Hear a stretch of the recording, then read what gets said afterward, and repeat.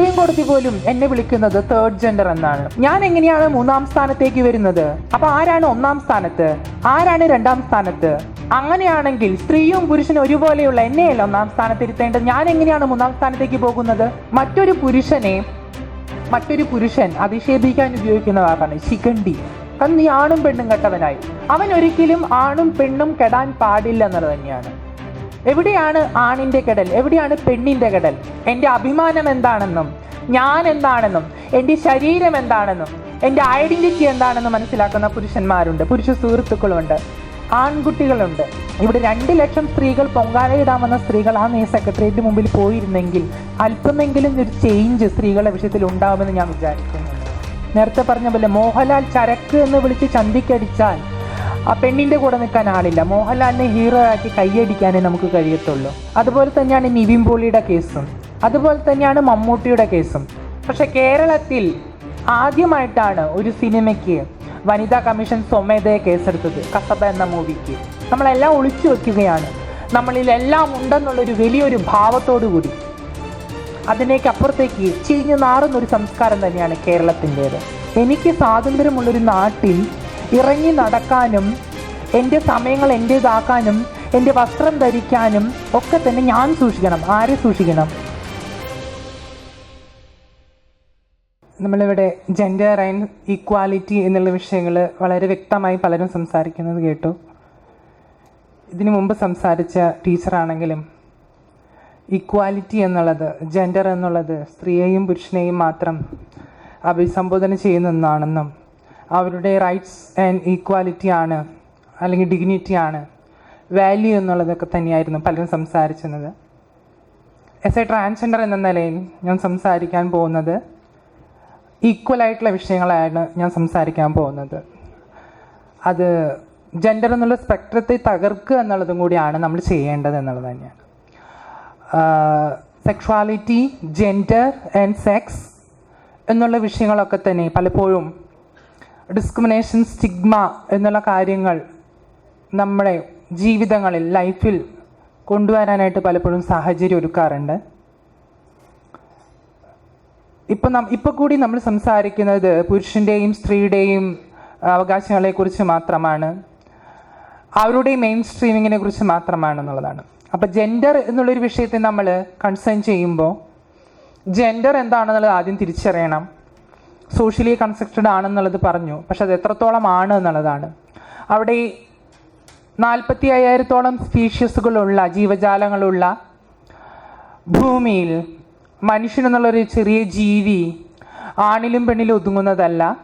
അതിനപ്പുറത്തേക്കുള്ള ധാരാളം ഐഡൻറ്റിറ്റികളുണ്ട്. നിങ്ങളൊക്കെ തന്നെ ഫേസ്ബുക്കോ നാഷണൽ ജോഗ്രഫീൻ്റെ ഇപ്പോൾ അടുത്തിറങ്ങിയ മാസികയൊക്കെ എടുത്ത് നോക്കിയാൽ 45 ജെൻഡർ ഐഡൻറ്റിറ്റികളാണ് ഇപ്പോൾ കണ്ടെത്തിയിരിക്കുന്നത്.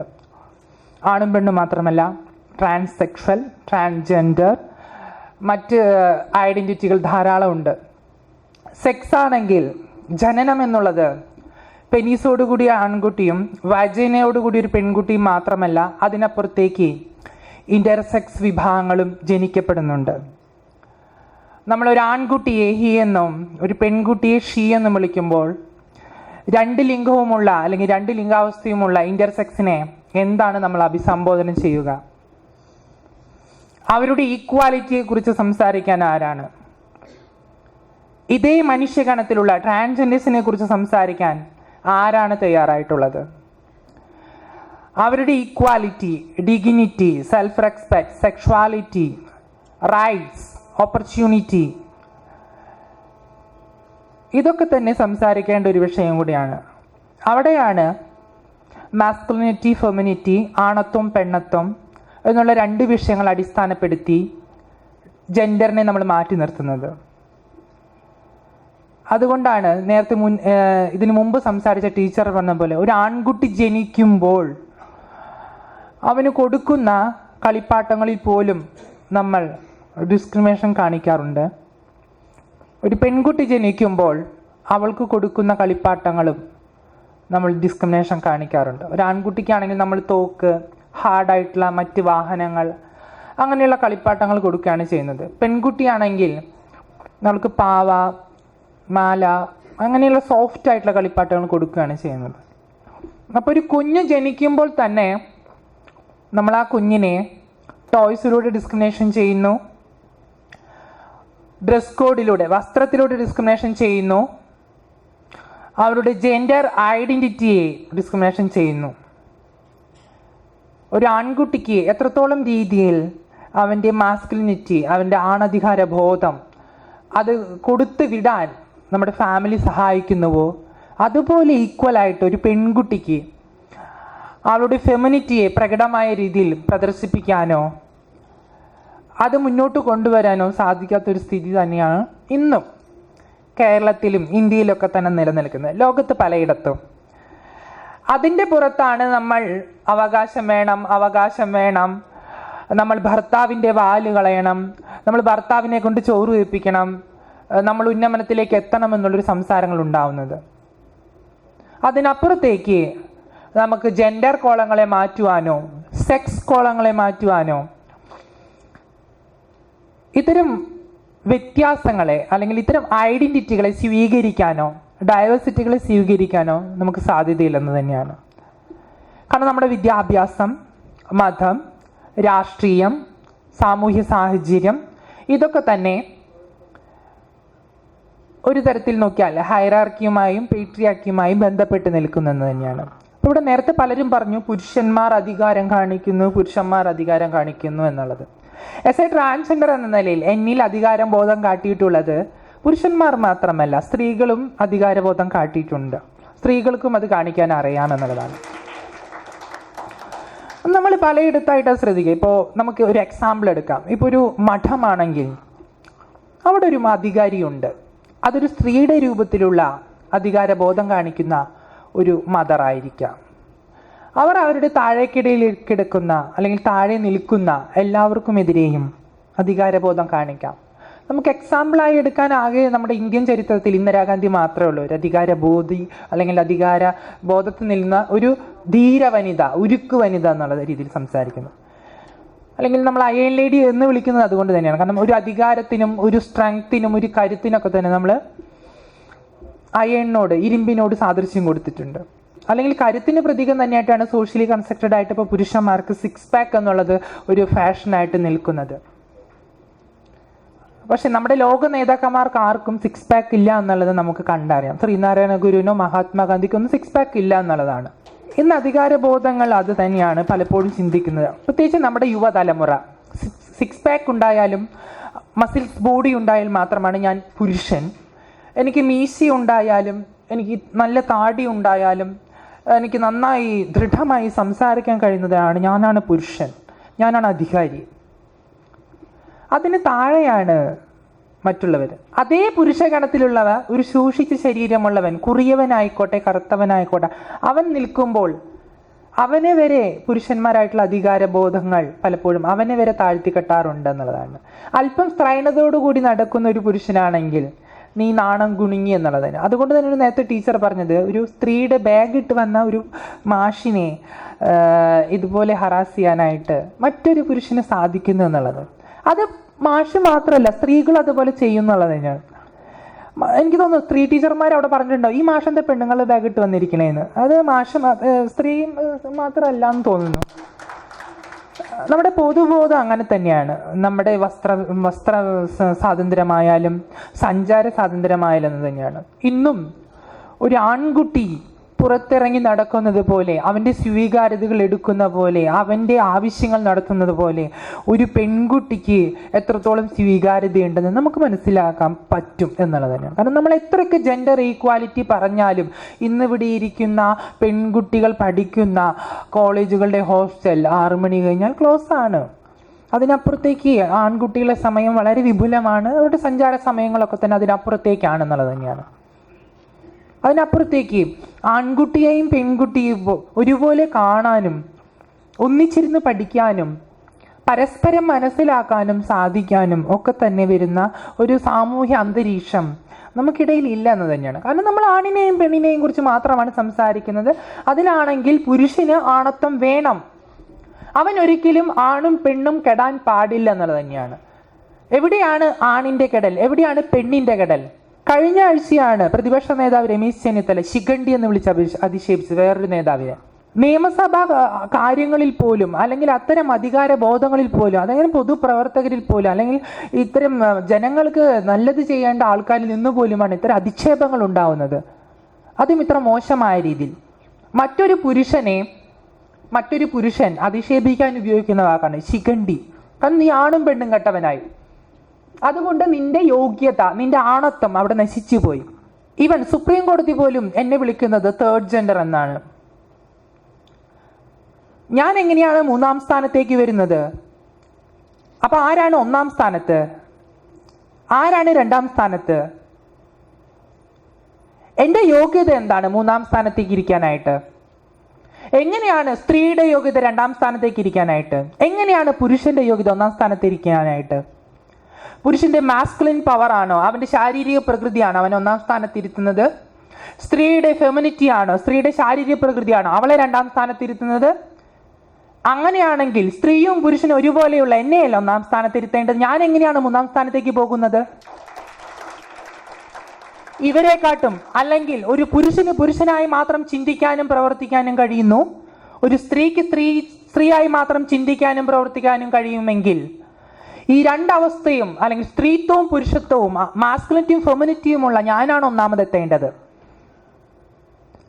എനിക്ക് 1-ാം സ്ഥാനം വേണമെന്ന് ഞാൻ ഒരിക്കലും പറയത്തില്ല. ഇവിടെ പുരുഷൻ ഏതൊക്കെ സ്ഥാനത്തിരിക്കുന്നുവോ അതേ സ്ഥാനത്ത് സ്ത്രീയും ട്രാൻസ്ജെൻഡറും മറ്റ് ജെൻഡർ ഐഡന്റിറ്റികളും വൈവിധ്യങ്ങളും ഒക്കെ തന്നെ ഒരേ രീതിയിൽ വരണം.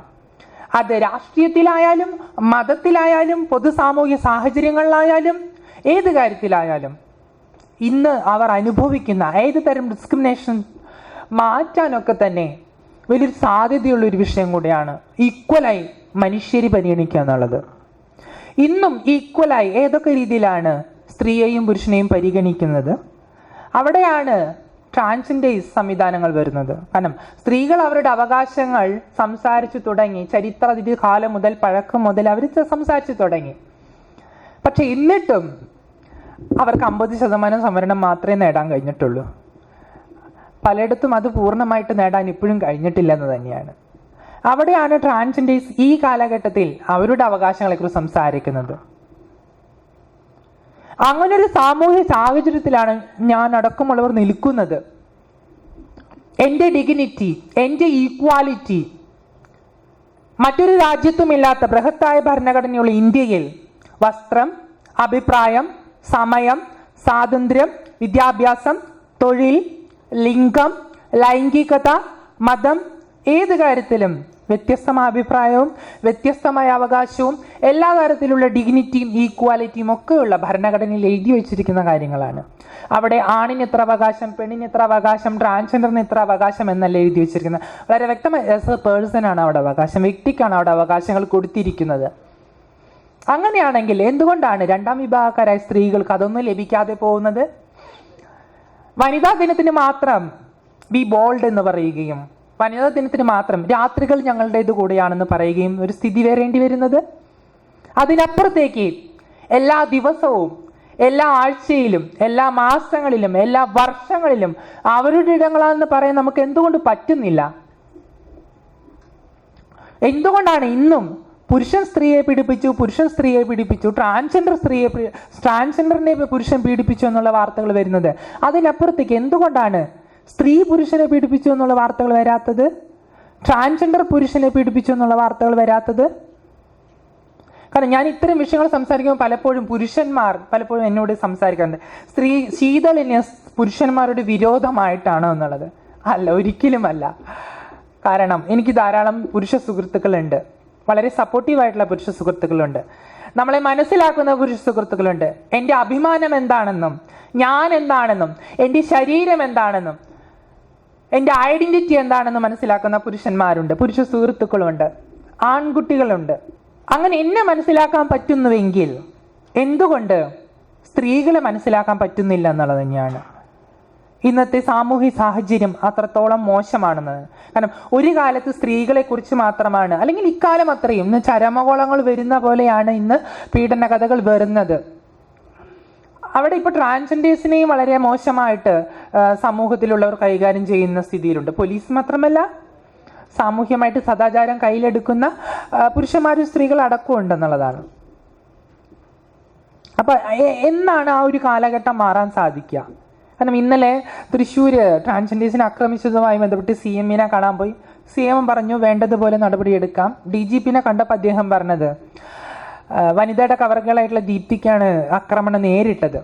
അപ്പോൾ അവർ പറഞ്ഞു ഇങ്ങനെ ഒരു ആക്രമണം നേരിട്ട കാരണം എനിക്കിപ്പോൾ ഹെൽത്തിൽ ഭയങ്കര ഇഷ്യൂ ആണ്, എനിക്കിപ്പോൾ സിനിമകളൊക്കെ ചെയ്യാനായിട്ട് ചാൻസ് വന്നതാണ്, അതൊക്കെ നഷ്ടപ്പെട്ടു, പരസ്യ ചിത്രങ്ങളിൽ അഭിനയിക്കാൻ നഷ്ടപ്പെട്ടു എന്നുള്ളത് പറഞ്ഞപ്പോൾ നമ്മുടെ സംസ്ഥാനം ഭരിക്കുന്ന സൈന്യാധിപൻ DGP പറയുകയാണ് നിങ്ങൾ സൂക്ഷിക്കണം, ഇവിടെ പീഡനങ്ങൾ നടക്കുന്നുണ്ട്, നിങ്ങൾ സൂക്ഷിക്കണം എന്നാണ് പറഞ്ഞത്. ഞാൻ സൂക്ഷിക്കണം എന്നുള്ളത്, എനിക്ക് സ്വാതന്ത്ര്യമുള്ളൊരു നാട്ടിൽ ഇറങ്ങി നടക്കാനും എൻ്റെ സമയങ്ങൾ എൻ്റേതാക്കാനും എൻ്റെ വസ്ത്രം ധരിക്കാനും ഒക്കെ തന്നെ ഞാൻ സൂക്ഷിക്കണം. ആരെ സൂക്ഷിക്കണം? ഇവിടുത്തെ പുരുഷന്മാരെയാണോ, ഇവിടുത്തെ ആൺകുട്ടികളെയാണോ ഞാൻ സൂക്ഷിക്കേണ്ടത്? നിങ്ങൾക്കുള്ളതുപോലെ തന്നെ എല്ലാതരം പ്രിവിലേജ് അനുഭവിക്കാൻ, ജീവിക്കാൻ ഒക്കെ സ്വാതന്ത്ര്യമുള്ള ഒരു വ്യക്തിത്വമാണ് എൻ്റേതും. ഞാൻ ആരെയാണ് സൂക്ഷിക്കേണ്ടത്? അതിനേക്കാൾ അത്ഭുതപ്പെടുത്തിയതാണ് ഈ വർഷത്തെ സംസ്ഥാന ബഡ്ജറ്റ്. സ്ത്രീകൾ സ്വയം ഡിഫെൻഡ് ചെയ്യാനായിട്ട് സ്വയം പ്രതിരോധിക്കാൻ വേണ്ടിയിട്ട് 12 കോടി രൂപ വകയിരുത്തിയത്. കളരി പഠിച്ചാൽ സേഫാണ്, കരാട്ട പഠിച്ചാൽ സേഫാണ്, കുരുമുളക് സ്പ്രേ ഉപയോഗിക്കാൻ പഠിപ്പിച്ചാൽ സേഫാണ്. അതിനാണ് 12 കോടി രൂപ. അതിനപ്പുറത്തേക്ക് ഒരു ആൺകുട്ടിയും പെൺകുട്ടിയും ഒരുമിച്ചിരുന്ന് പഠിക്കുകയും ഒരുമിച്ചിരുന്ന് മനസ്സിലാക്കുകയും അവരുടെ ശരീരത്തിന് എന്താണ് ഡിഗ്നിറ്റി എന്നുള്ളത് മനസ്സിലാക്കി ചെയ്യുമ്പോൾ മാത്രമാണ് ഇത്തരം ആക്രമണങ്ങളിൽ നിന്ന് നമുക്ക് നേരെ മാറി നിൽക്കാൻ സാധിക്കുകയുള്ളൂ. അതിനപ്പുറത്തേക്ക് നമ്മുടെ സംസ്കാരം, നമ്മുടെ സാമൂഹ്യ പ്രതിബദ്ധത ഒക്കെ തന്നെ വളരെയധികം മാറിപ്പോയിക്കൊണ്ടിരിക്കുന്ന ഒരവസ്ഥയിലാണ് ഇന്നത്തെ കാലഘട്ടം. ഇന്ന് അതിൻ്റെ മൂർധന്യാവസ്ഥയിലാണെന്നുള്ളത് തന്നെയാണ്. കാരണം മുത്തച്ഛനും ചെറിയച്ഛനും വികാരിയും ഒക്കെ തന്നെ കൂടിക്കൊണ്ടിരിക്കുകയാണ് ഓരോ ദിവസവും. അത് റിപ്പോർട്ട് ചെയ്യുന്ന കേസുകൾ മാത്രം, റിപ്പോർട്ട് ചെയ്യാത്തതും പൂഴ്ത്തി വെക്കുന്നത് എത്രത്തോളമാണ് എന്നുള്ളത് തന്നെയാണ്. ഇന്നും ഒരു ട്രാൻസ്ജെൻഡറിനെ പോലും ആക്രമിച്ചിട്ട് ഒരു പോലീസ് ഓഫീസർക്കെതിരെ നടപടി എടുക്കുന്നില്ല. കാരണം സ്ത്രീ വിഷയങ്ങളിൽ തന്നെ നടപടി ഉണ്ടാവുന്നത് ചിലതാണെന്നുള്ളത് തന്നെയാണ്. അത്രത്തോളം തന്നെയാണ് നമ്മുടെ അധികാരബോധങ്ങൾ പ്രവർത്തിക്കുന്നത്. അവിടെയാണ് നമ്മൾ ഈക്വാലിറ്റിയെക്കുറിച്ച്, മെയിൻ സ്ട്രീമിനെ കുറിച്ച് സംസാരിച്ചു കൊണ്ടിരിക്കുന്നത്. സത്യത്തിൽ ഇവിടെ 2 ലക്ഷം സ്ത്രീകൾ പൊങ്കാലയിടാമെന്ന സ്ത്രീകൾ ആ സെക്രട്ടേറിയറ്റ് മുമ്പിൽ പോയിരുന്നെങ്കിൽ അല്പമെങ്കിലും ഒരു ചേഞ്ച് സ്ത്രീകളുടെ വിഷയത്തിൽ ഉണ്ടാവുമെന്ന് ഞാൻ വിചാരിക്കുന്നു. ഇതിനൊക്കെ അവർക്ക് സമയമുണ്ട്. കേവലം ഒരു ജല്ലിക്കെട്ടിന് വേണ്ടി 10,000-ഓളം സ്റ്റുഡൻസ്, യുവാക്കൾ അടക്കമുള്ള ആൾക്കാർ കടപ്പുറത്ത് തടിച്ചുകൂടി. സൗമ്യ വരുമ്പോഴോ ജിഷ വരുമ്പോഴോ മാത്രം നമ്മൾ ചലിച്ചുകൊണ്ടിരിക്കുകയാണ്. അയ്യോ ഇത് ചെയ്യണം, ഒരാഴ്ച കഴിഞ്ഞ് അത് നിന്നു. പക്ഷെ ഇത്തരം വിഷയങ്ങൾക്ക് ഇവർ കൂട്ടം കൂടുന്നു, ഇവർക്ക് വലിയ വലിയ കാര്യങ്ങൾ സാധിക്കാനുണ്ട്. ദൈവങ്ങളൊക്കെ ഇവിടുന്ന് പോയി, ഇനിയും അവർ പ്രാർത്ഥിച്ചുകൊണ്ടിരിക്കുകയാണ് ഉണ്ടെന്ന് പറഞ്ഞിട്ട്. അവരൊക്കെ ഇവിടുന്ന് പോയി, അതിനുവേണ്ടി കൂട്ടം കൂടി വെറുതെ ഓരോ കാര്യങ്ങൾ ചെയ്യാണ്. അതിനപ്പുറം മാനുഷികമായ വിഷയങ്ങൾക്ക് കൂടെ നിൽക്കാനായിട്ട് ഇവിടെ ആളില്ല. മാധ്യമങ്ങളാണെങ്കിൽ ഒരാഴ്ച അവർക്ക് പ്രൈം ടൈം ന്യൂസ്, ഭയങ്കര ബിഗ് ബഡ്ജറ്റ് ന്യൂസ്, ഇവരെ വിളിക്കുന്നു, സംസാരിക്കുന്നു. അതിനപ്പുറത്തേക്ക് സ്വന്തം വീട്ടിൽ വരുമ്പോഴാണ് അത് എൻ്റെ വിഷയമാണ് നമുക്ക് മനസ്സിലാക്കാൻ സാധിക്കുകയുള്ളൂ. അതിനപ്പുറത്തേക്ക് അത് നമ്മുടെ വിഷയമാണ്, എൻ്റെ സഹോദരിയുടെ വിഷയമാണ്, എൻ്റെ ട്രാൻസിൻ്റെ വിഷയമാണ്, എൻ്റെ സഹോദരൻ്റെ വിഷയമാണെന്ന് മനസ്സിലാക്കി കൂടെ നിൽക്കാൻ നമുക്ക് ആവത്തില്ല എന്നുള്ളത് തന്നെയാണ്. അതിന് അത്രത്തോളം ചിന്ത നമ്മുടെ സാമൂഹ്യ വിഷയങ്ങളിൽ നമ്മുടെ യുവാക്കൾക്ക് ഉണ്ടായിക്കൊണ്ടിരിക്കുന്നുണ്ടോ എന്നുള്ളത് തന്നെയാണ്. ഇല്ല. കാരണം നമ്മൾ പഠിച്ചു വരുന്ന കോളേജുകൾ പോലും നമ്മൾ ഇരുത്താത്ത സ്ഥലങ്ങളാണ്. കാരണം കഴിഞ്ഞ ദിവസം പേപ്പറിൽ കണ്ടതാണ്, പെൺകുട്ടിയോട് സംസാരിച്ചാൽ ആൺകുട്ടിക്ക് ഫൈൻ, ആൺകുട്ടിയോട് സംസാരിച്ചാൽ പെൺകുട്ടിക്ക് ഫൈൻ എന്നുള്ളത്. അത്രത്തോളം നമ്മുടെ സാമൂഹ്യ അന്തരീക്ഷം മാറിക്കൊണ്ടിരിക്കുകയാണ്, ഇന്നും ചുരുങ്ങലിലേക്ക് പോയിക്കൊണ്ടിരിക്കുകയാണ്. ഒരു കാലത്ത് മരുമക്കത്തായ സമ്പ്രദായം ഉണ്ടായിരുന്നത് സ്ത്രീയായിരുന്നു കസാരയിൽ ഇരുന്നത്. പുരുഷൻ അന്ന് കുടുമി കെട്ടി കടുക്കനൊക്കെ ഇട്ട് ഓച്ചാനിച്ച് നിൽക്കുന്ന ഒരു ജീവിയായിരുന്നു, മനുഷ്യനായിരുന്നു.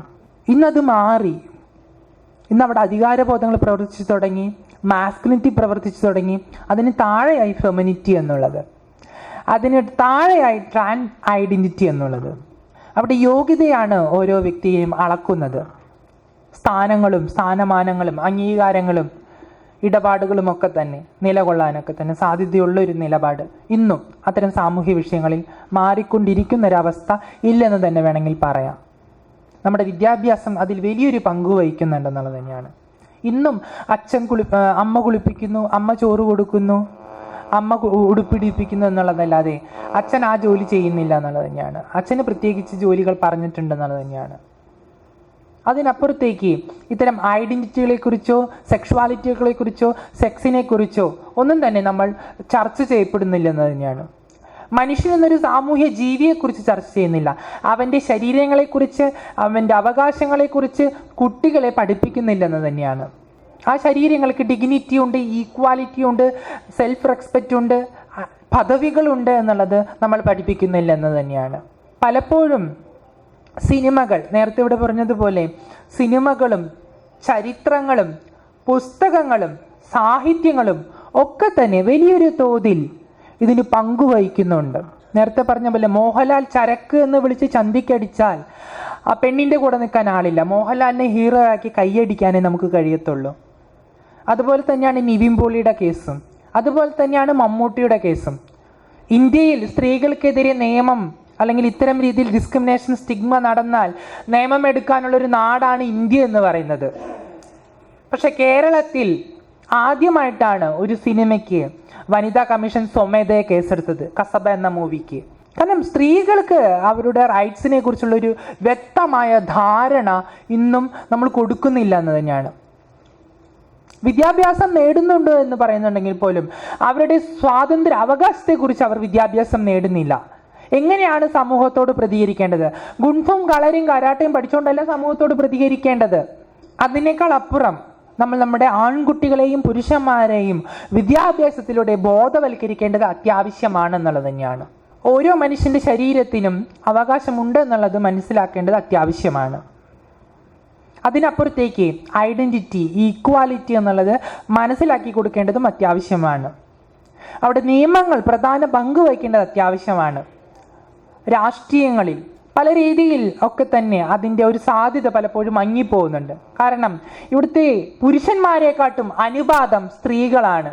പക്ഷെ എന്നിട്ട് പോലും എന്തുകൊണ്ടാണ് സ്വയം പര്യാപ്തത അവർക്ക് കൈവരിക്കാൻ സാധിക്കാത്തത് എന്നുള്ളത് നമ്മൾ ആലോചിക്കേണ്ട ഒരു വിഷയം കൂടിയാണ്.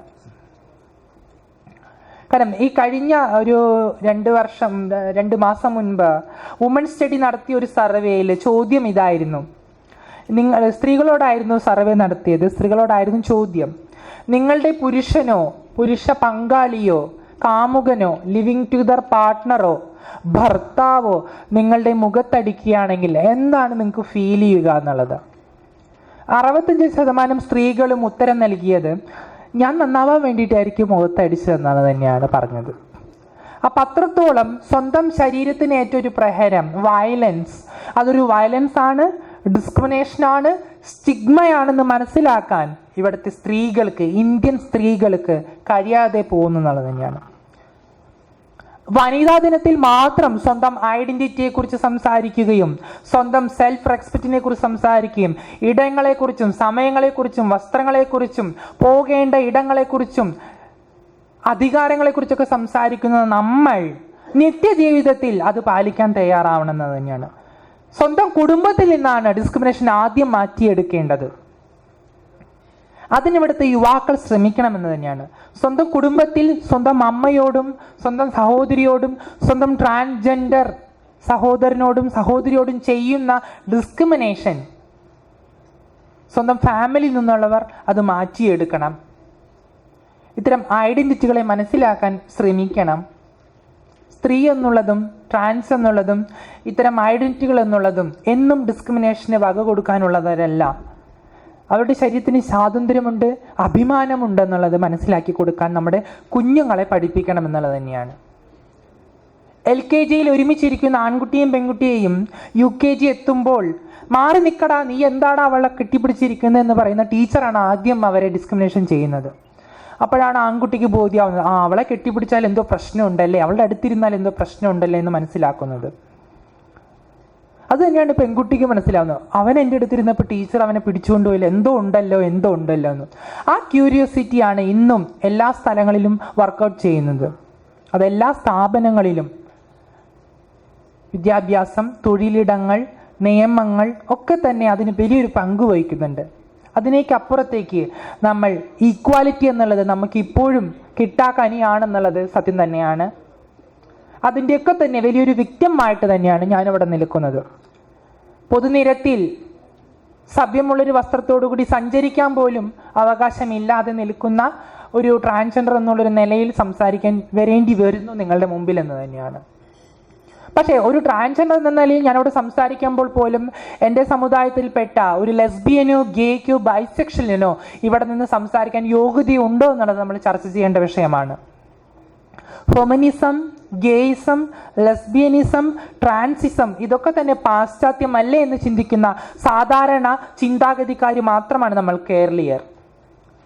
നമ്മൾ സാമ്പത്തികമായും സാമൂഹികപരമായും വിദ്യാഭ്യാസപരമായും ഉയർന്നു എന്ന് പറയുന്നുണ്ടെങ്കിൽ പോലും വളരെയധികം കപട സദാചാരബോധം നിറഞ്ഞ ഒരു സാമൂഹ്യ സൃഷ്ടിയിൽ തന്നെയാണ് നമ്മൾ ഇന്നും ജീവിക്കുന്നത്. നേരത്തെ ടീച്ചർ പറഞ്ഞതുപോലെ കാർപ്പറ്റ് ഇട്ടിട്ട് ചവറ് മൂടുന്ന ഒരു സംസ്കാരം തന്നെയാണ് നമ്മുടേത്. നമ്മളെല്ലാം ഒളിച്ചു വയ്ക്കുകയാണ്, നമ്മളിലെല്ലാം ഉണ്ടെന്നുള്ളൊരു വലിയൊരു ഭാവത്തോടു കൂടി. അതിനേക്കപ്പുറത്തേക്ക് ചീഞ്ഞു നാറുന്നൊരു സംസ്കാരം തന്നെയാണ് കേരളത്തിൻ്റേത് മറ്റുള്ള സംസ്ഥാനങ്ങളെ അപേക്ഷിച്ച്. വസ്ത്രം ധരിക്കാൻ പോലും, സ്വയം ഇറങ്ങി നടക്കാൻ പോലും, പൊതു ഇടങ്ങൾ സ്വീകരിക്കാൻ പോലും ഒരു തരത്തിലുള്ള അംഗീകാരമില്ലാത്ത രണ്ടാം ലിംഗക്കാരും മൂന്നാം ലിംഗക്കാരും ഒക്കെ വാഴുന്ന ഇടയിൽ തന്നെയാണ് ഞാൻ നിങ്ങളുടെ മുമ്പിൽ സംസാരിക്കുന്നത്. അതിനപ്പുറത്തേക്ക് നമുക്ക് അഹങ്കാരത്തോടെ എല്ലാവർക്കും ഈക്വലായി നിൽക്കുന്ന ഒരു നാടെന്ന് നമുക്ക് ഒരിക്കലും കേരളത്തിന് കാണിക്കാനായിട്ട് സാധിക്കത്തില്ല. ആ ഒരു സ്വീകാര്യതയിലേക്ക് നമ്മുടെ കേരളം മാറേണ്ടിയിരിക്കുന്നു. നമ്മുടെ സാമൂഹ്യ വ്യവസ്ഥ മാറേണ്ടിയിരിക്കുന്നു. നമ്മുടെ ചിന്താ മണ്ഡലങ്ങൾ മാറേണ്ടിയിരിക്കുന്നു. ഇവിടുത്തെ യുവാക്കൾക്ക് അതിന് സാധിക്കട്ടെ എന്ന് ആശംസിച്ചുകൊണ്ട് ഇതിന് അവസരം നൽകിയതിന് യൂത്ത് കമ്മീഷൻ എല്ലാ ഭാരവാഹികളോടും നന്ദി പറയുന്നു. പ്രത്യേകിച്ച് വേദിയിലിരിക്കുന്ന പ്രശസ്തരായ വ്യക്തികളോടും നിങ്ങൾക്ക് എല്ലാവർക്കും നിങ്ങളുടെ ജീവിതങ്ങളിൽ നല്ലതും ചീത്തയും വരാൻ സാധിക്കട്ടെ എന്ന് ആശംസിച്ചുകൊണ്ട് നിർത്തുന്നു. നമസ്കാരം.